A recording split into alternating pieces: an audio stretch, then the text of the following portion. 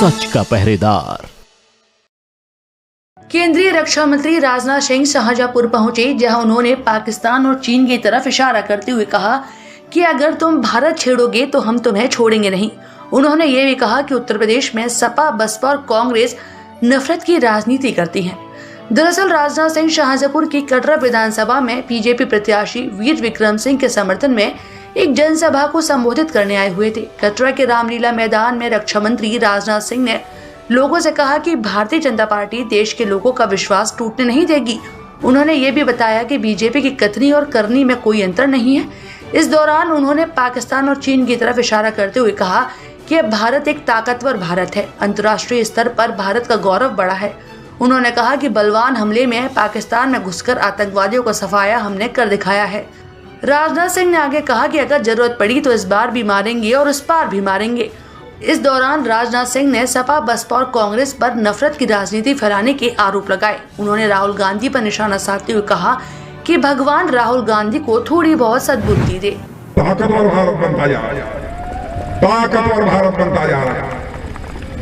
भारत का मैं गृह मंत्री उरी पुलवामा में पाकिस्तान से आकर कुछ आतंकवादियों ने कायराना हमला करके हमारे पैरामिलिट्री फोर्सेस को मार डाला। प्रधानमंत्री ने हम 2-3 लोगों को बुलाया, चटपट हमारे प्रधानमंत्री ने फैसला कर लिया बहनों भाइयों।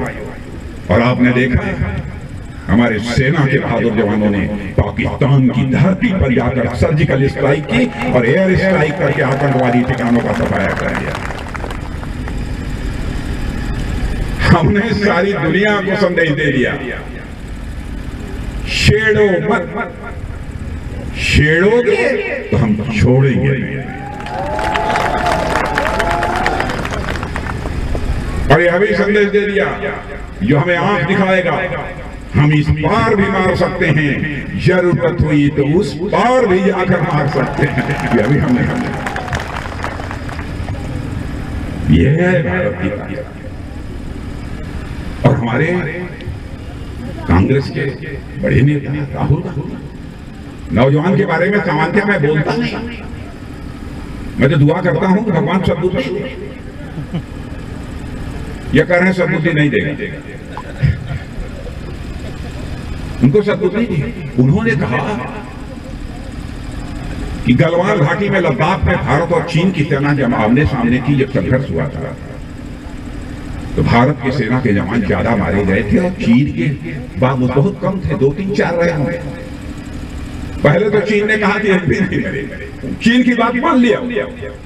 वहां का ग्लोबल टाइम्स, मैं पत्रकारों से कहूंगा इसको भी वेरीफाई कर ले, सत्यापित कर ले, मेरी बात गलत हो तो लिख देंगे। ग्लोबल टाइम्स वहां की गवर्नमेंट का, वहां की कांग्रेस का मुख्य पत्र है, उसने लिख दिया कि नहीं, चाइना के केवल 4 मारे गए और भारत के कई मारे। यहां कुछ लोगों को इस बात की खुशी हुई कि प्रधानमंत्री मोदी को ठेला दिखा दिया चीन। भाई हम जानते थे देश का रक्षा मंत्री होने के नाते कितने मारे, लेकिन कभी हमने खुलासा नहीं किया,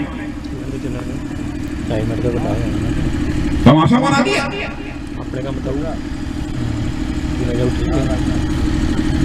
भारत का अखबार नहीं, ऑस्ट्रेलिया के अखबार में खोजी पत्रकार ने लिखा है, खोजबीन करने के बाद चाइना में जाकर पता लगाने के बाद कि भारत और चीन के सेना के जवानों के बीच जो आमना सामना हुआ था, जो भिड़ंत हुई थी, उसमें। शाहजहांपुर से कमलेश शर्मा, पब्लिक न्यूज, उत्तर प्रदेश, उत्तराखंड।